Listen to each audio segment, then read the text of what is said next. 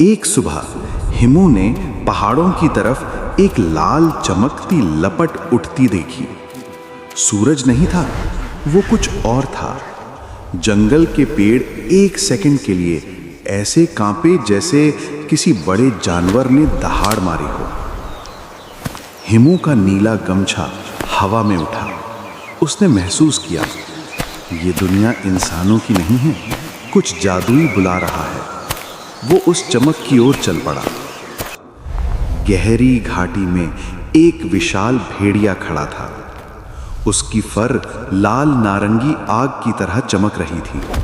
पूंछ से चिंगारियां गिर रही थी। आंखें गर्म कोयलों जैसी, पर उनमें दर्द छुपा था। ये था फायर वुल्फ, जंगल का रक्षक। लेकिन आज वो शांत नहीं था, वो रो रहा था। हाँ, एक आग का भेड़िया रो रहा था। फायर वुल्फ ने अपना सिर नीचे झुका रखा था। उसके शरीर की लपटें कमजोर थीं। पहाड़ के बीचों बीच जंगल केंद्र में एक चमकदार क्रिस्टल टूटा हुआ पड़ा था। वह था हार्ट ऑफ द फॉरेस्ट, जंगल की जान। किसी ने उसे चुरा लिया था। बिना उस क्रिस्टल के जंगल सूखने लगेगा, जानवर कमजोर हो जाएंगे। फायर वुल्फ बोला नहीं, पर उसके आंसू गर्म धुएं में बदल रहे थे। हिमू धीरे से आगे बढ़ा। उसने भेड़िए की ओर तेज रोशनी वाला दीपक बढ़ाया। लपटें शांत हो गईं। फायर वुल्फ ने पहली बार किसी इंसान को बिना गुस्से देखा। अचानक फायर वुल्फ ने सिर उठाया। उसकी नाक ने हवा को सूंघा और फिर वो तेजी से जंगल के अंदर भागा। हिमू उसके पीछे।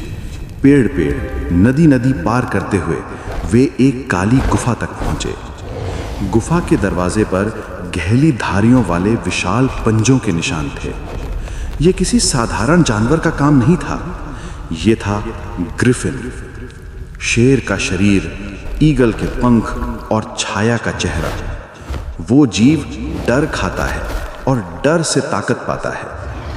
ग्रिफिन ने हार्ट ऑफ द फॉरेस्ट चुरा लिया था ताकि सभी जादुई प्राणी कमजोर पड़ जाएं। गुफा के अंदर भयानक अंधेरा था। फायर वुल्फ की पूंछ तेजी से जली। उसकी लपटें फिर से तेज हो रही थीं। हिमू ने अपने दीपक को थाम रखा था। दोनों की रोशनी एक हुई, लाल प्लस सुनहरी, चमकदार जादू। ग्रिफिन प्रकट हुआ। उसकी आंखें अंधेरों से भरी थीं। उसने दहाड़ मारी, गुफा हिल गई। फायर वुल्फ आगे बढ़ा। हिमू पीछे नहीं हटा। लड़ाई शुरू नहीं हुई, लेकिन जादू टकराया। फायर वुल्फ की लपटें ग्रिफिन की छाया से भिड़ गईं। हिमू ने दीपक की रोशनी क्रिस्टल पर डाली। क्रिस्टल चमक उठा। इस चमक से ग्रिफिन पीछे हट गया। उसकी छाया जलने लगी। फायर वुल्फ ने हार्ट ऑफ द फॉरेस्ट को धीरे से अपने सिर से उठाया और जंगल की ओर भागा। जैसे ही क्रिस्टल अपनी जगह लगा, पूरे जंगल में हरे रंग की रोशनी फैल गई। पौधे खिल उठे, जानवरों ने सांस ली, जंगल जीवित हो गया। फायर वुल्फ ने हिमू की ओर देखा। उसकी आग ठंडी नहीं, शांत थी। उसने हिमू को अपने परिवार का पहला मानव दोस्त माना। आसमान में फायर वुल्फ की लपटें ऊपर उठीं और बादलों में घुल गई। हिमू जान चुका था, अब वह उन सभी जादुई जीवों के बीच एक पुल बन चुका है। और ये तो सिर्फ पहली कहानी थी।